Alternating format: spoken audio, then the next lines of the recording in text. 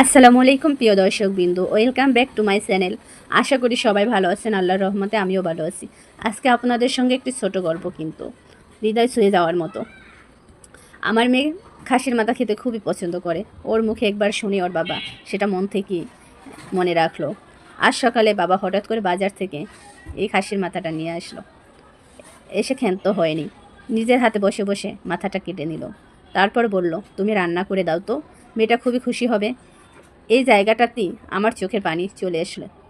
কী অদ্ভুত এক ভালোবাসা বাবার, ছোট ছোট জিনিস, কিন্তু তাতে যেন কত বড় মমতা লুকিয়ে থাকে, তা অনুভব করাই যায় না বা বোঝা যায় না।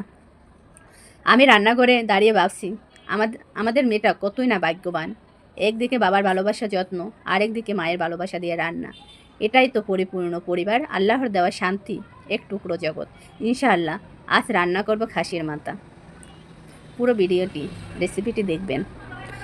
আপনারা সবাই দোয়া করবেন আমাদের পরিবারের জন্য, আর যাদের এমন ভালোবাসা মেলে তারা যেন আল্লাহর রহমতে আরও সুখী হন। ভিডিওটা লাইক করতে কিন্তু ভুলবেন না, কমেন্ট করে জানাবেন আপনাদের বাবার সাথে এমন কোনো স্মৃতি আছে কিনা।